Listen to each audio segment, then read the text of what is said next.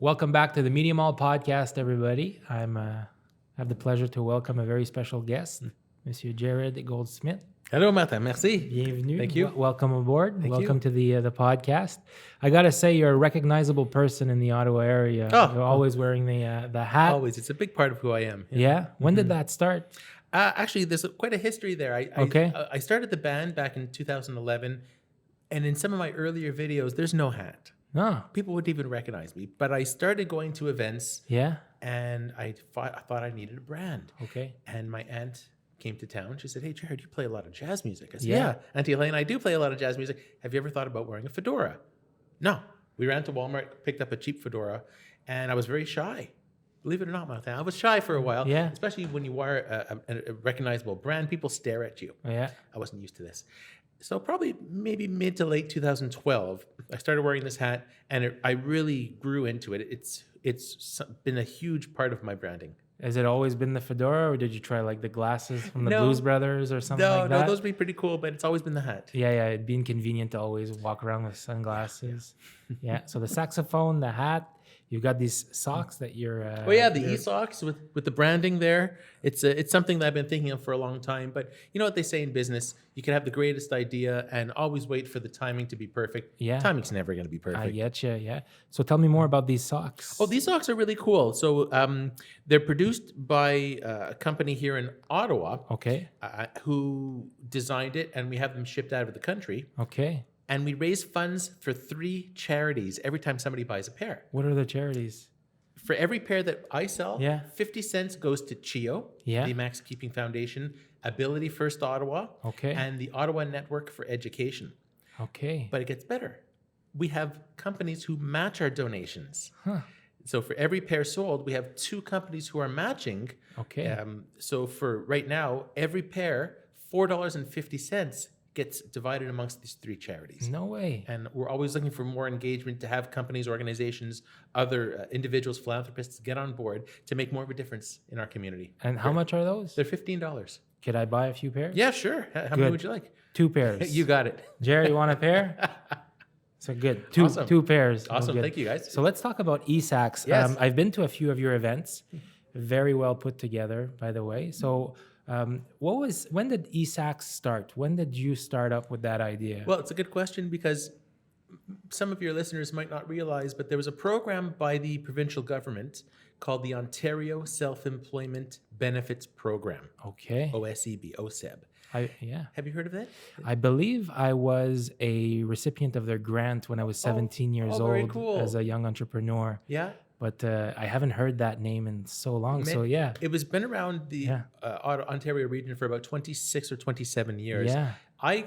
When I was in and out of government, for many years, I tried to get a full-time job in the government. That's Yes. another story. We'll save that for another podcast. And I got accepted into this program because you had to be on EI, employment insurance, to be eligible. Okay. I never wanted to start a business before, let alone go into one for music. Huh. So I got into this program to promote and create Sax Appeal, which is the all saxophone band.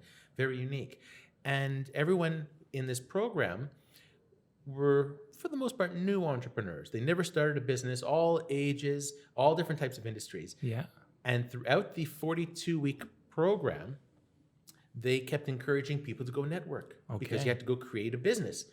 I didn't know anything about networking. Everybody in my intake had no idea about networking. And so I started going to a ton of events.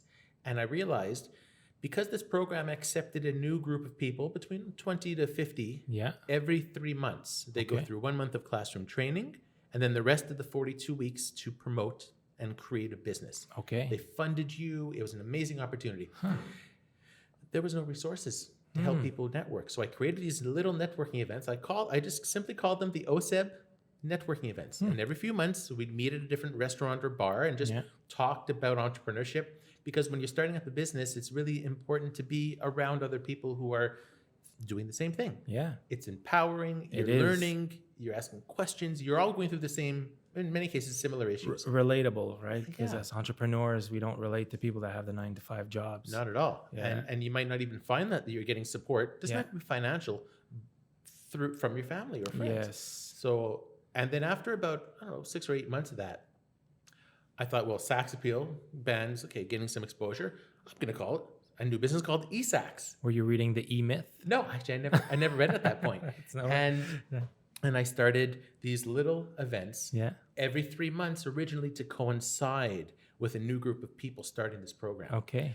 And there was a need. People needed networking, and the market was small business, and in many cases, startups as well. Yes. And it's a way, to me, networking is all about relationships. Of course. And I was dismayed. I was tired of how people were networking back then. Yeah. I mean, I'm sure if you go to a lot of the free events, and I say free because you get what you pay for, Of course. people are throwing business cards at your face, trying to get a sale on that time. Yes. And I found it distasteful. Mm. And that's why the letter S in eSAX stands for social. It's an acronym. Oh, And gosh. I've always believed that the more you get to know somebody, talk to them, relate to them, then better things are going to happen. Okay. So it's an acronym. Yeah. It's entrepreneurial. The Entrepreneur Social. Social Advantage Experience. Oh, geez. I mean, not many things rhyme with X. Yeah, so yeah. I had to get a little creative with that. Yeah. You wanted to put the E in there. Yeah. It works better with an X. Oh, yes. And when you spell it, it has to be with an A. Of course. Just in case. Just in case. Just in case. We haven't had a problem yet, but Good. And these events were every 3 months, but now you're going to That's change right. the consistency. You're Yeah. going to. So since late 2012, we've had this big trade show event where we've had hundreds and hundreds of entrepreneurs, business leaders, community leaders, raising funds for other charities. And it's like a trade show setting. Gotcha. We were doing them every 3 months, but the January 2020 event, that was our last one for a while. We're no longer going to be doing them every 3 months, maybe once a year. Once a year? Yeah. Yeah, I love going to them. They're great events. And it's going to be a big one, and it's more of a build up because like focus anything in everybody business, into Yeah. one event. I like that. Yeah. How do you find the spirit of entrepreneurship these days? Because if I can remember when I was 17 years old, that was 17 years ago. Oh, man, that time flies.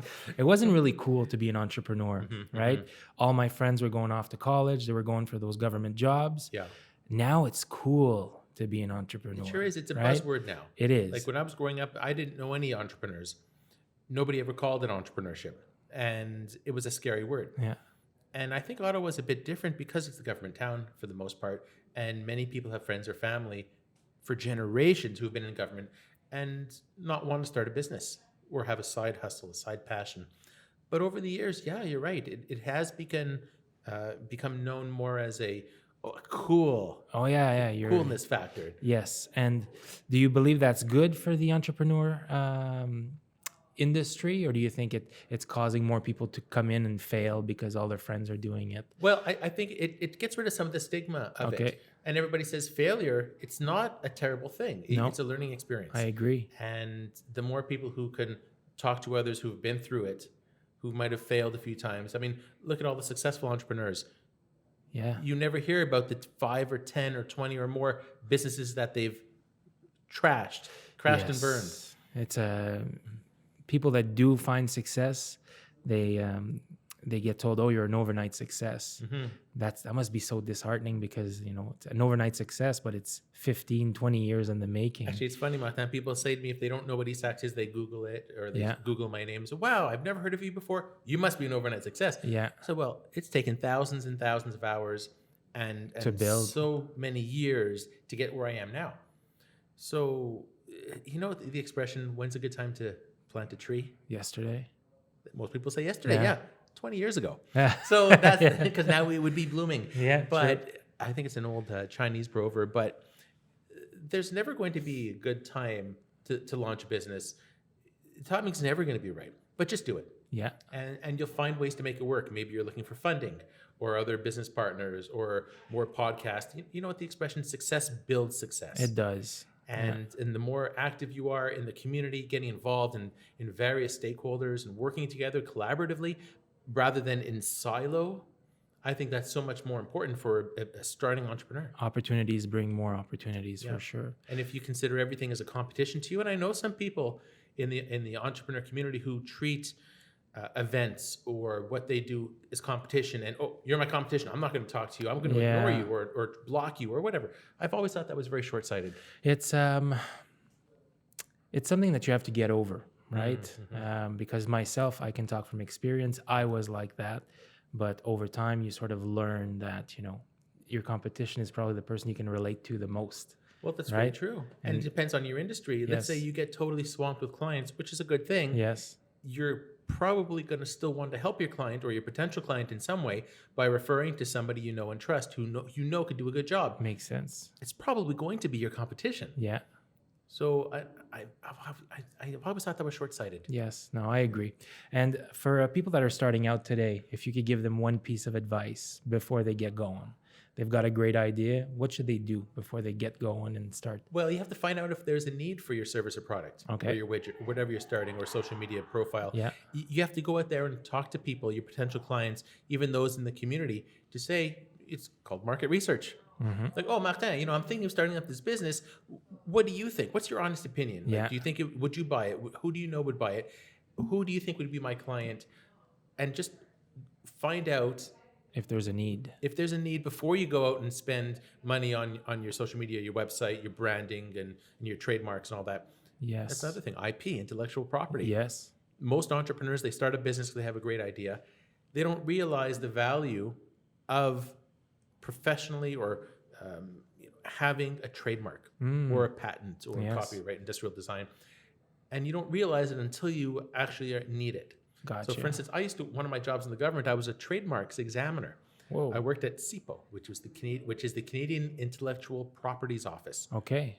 and they've been around in many forms since. Isn't that what Einstein used to do? Yeah, absolutely. Jeez, you're like Einstein.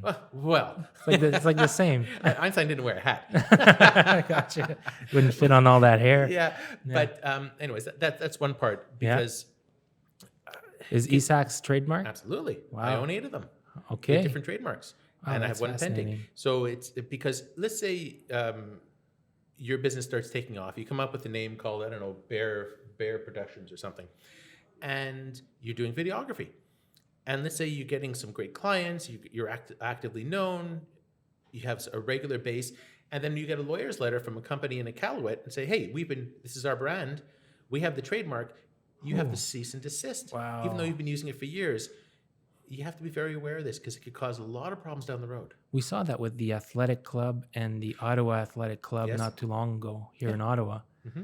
I don't know how that ended up. If one just gave up and said, "Oh, we're now Movati," and then the other one kept. You remember that? Yes, and that was in the news a lot. I mean, Yeah. that's absolutely a good example. And I guess the oldest trademark company won that If they had it trademarked. if they did. I don't know if they did. Or the WWF and the WWF, Oh, the World Wildlife Foundation, and so there are many examples of it. And Yeah, it's yeah. much less expensive to do it at the beginning stages of a business. And for somebody like you that's like so well known with your brand, like that's super valuable. Oh, it is. And people, they think a brand is just an image. Yeah. But if you read any marketing books, it's a lot more than just that. It's how people interact with it, how they see it, how they view it. Like, look at the McDonald's logo. Yes. Tim Hortons, you know exactly what you're going to get. Yes. And it's consistent across the world. Gotcha. And I think that's so important in all your messaging, your branding, everywhere you go. Like you talked about the hat, Martin, I don't go out of the house without it. Yeah. I leave it no. in my car No, it's. just in case I forget. And I have an emergency one in my trunk. Just in I've case. seen you around the office here a few times, and Yeah. you weren't even facing me. I was like, "Oh, that's Jarrod." Yeah. It's like- But that's what you want, Yeah. especially as you start up. You need to get out in the community and have people instantly recognize who So, you are. For me, I'm a real estate agent here in Ottawa. Mhm. Any piece of clothing that I should start wearing? Well, you have to be careful because you might Okay. have legalities. Oh. Like if you're allowed to do certain things on social media. Because I know some people that say maybe in the financial industry, they have to be very careful Yes. on what they say and how they promote themselves, or even mortgage agents or perhaps real Yes. estate agents. I think having a personal brand can be fine outside of your corporate brand, Yes. Okay. and figuring out what works for you. Yeah. Not everybody's going to want to wear a hat. No, I love Like, that. well, So cool. Why don't you do it, man? Go for it. No, that's your thing. There's a guy in the real estate industry that does it. Yeah. Fern Beauchamp. He wears a fedora, and Mhm, that's how I recognize him. That's cool. But you've got two different brands, definitely. So Actually, a funny story, Martin. Years ago, somebody said to me, "Jarrod, I was at this event and I saw a guy with the hat. I could have sworn it was you. I went up to him. It wasn't you. I almost told him to take it off. I said, "Oh, that's very nice." You but can't. People You can can't wear do other that. hats. It's you okay. can't do that. Yeah. I get you. So you've been working with Tony here at Media Mall. Yes, big fan. A few years. Yeah. So what are your favorite things about Media Mall? Media Mall has been such a huge help for me. Yeah. When I first approached Tony, it was years ago, and he says, "Look, I'm thinking of doing this, that," and I said, "This is a great opportunity for the community." And he turned around and his team helped out. They ran all my websites. Oh, that's cool. And they also helped with my election campaign for when I was running for the city of Ottawa 2018 municipal election in Orleans. Orleans. I didn't win, but it was a great experience. Yeah, for sure. And I couldn't have done it without part of the support from Media Mall. And it's such a cool setup. Yeah, it's great. Like having multiple specialists in different industries working out of this location. Yeah. And when they get a project, you do it all in-house. You go down the hallway and say, okay, we need videography, photography, I SEO, and marketing. Yeah, I agree. And they work together. And so it's not disjointed. Yes. It's a really cool model. No, I love it. And the here. hot desks. We love having you around here, doing your rounds, stopping by. It's always a pleasure to see you around the office. So how long have you been working out of Media Mall? About 2 years now. Oh, good. Yeah, a little over a year and a half, Mhm, and it's been good. So I've had the pleasure to work in traditional real estate offices, Yeah. and then working in a collaborative space like this one. And by far, the collaborative space is much better.